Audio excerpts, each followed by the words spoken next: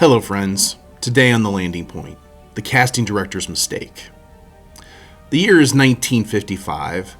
The place is the sixth floor of a walk-up apartment in New York City. The rent was barely $100 a month, but for the three young men living there in the cramped, drafty space, it might as well have been $1 million. They were broke, surviving mostly on a diet of canned soup, great ambition, and stubbornness. Our focus today is one of them in particular. Let's call him Bobby. Bobby was a veteran, having served briefly a stint in the Army during the Korean War.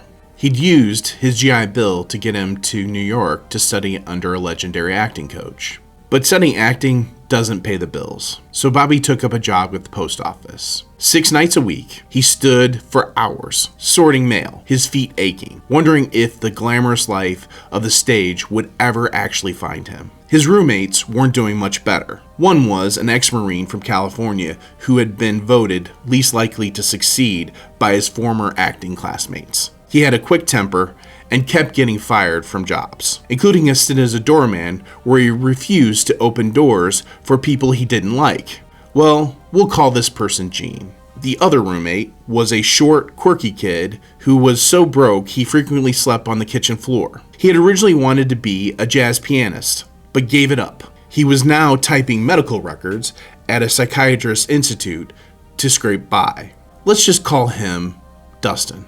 Hollywood Times had a very specific mold. They wanted the leading men who looked, well, like Rock Hudson or Cary Grant. They wanted tall, dark, and handsome. They certainly did not want an ex-Marine. They did not want a short, neurotic kid with a prominent nose. And they didn't want a post office mail sorter. Bobby, who you see, was already starting to lose his hair in his early 20s. In fact, the casting directors routinely told all three of them to pack it up, head back home.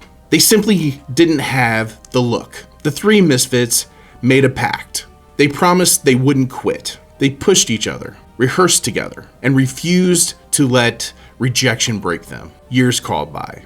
Slowly, the mold began to crack. That kid that slept in the kitchen, he finally got an audition for a movie about a confused college graduate. Dustin ended up starring in The Graduate. Gene finally found a role that suited him as a gruff exterior, playing the tough-as-nails detective named Popeye Doyle in The French Connection.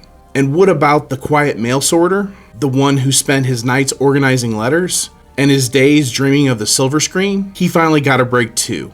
At first, it was playing a silent, pale recluse named Boo Radley, who leaves gifts in knots in trees. Later, he would play a mild-mannered mob lawyer named Tom Hayden, and eventually an eccentric cavalry commander who famously said, "I love the smell of napalm in the morning." Those three starving, unemployed roommates sharing the drafty New York apartment went on to win a combined 5 Academy Awards. They were Dustin Hoffman, Gene Hackman, and the mail sorter himself, Robert Duvall. And whether you realize it or not, this is The Landing Point. Thank you for watching today, The Landing Point. Our stories come out Monday through Friday at 10 a.m. Central Standard Time, so you can always catch our latest story. I'd like to thank our sponsor, Roadrunner Real Estate. They're a full-service real estate company that can help you with both your real estate, residential and commercial needs, both buying and selling and leasing for the commercial side. If you haven't done so already, please go out to our YouTube page and subscribe so you can get our latest stories that come out. If you want our latest updates, please go to our Facebook page and follow and like that.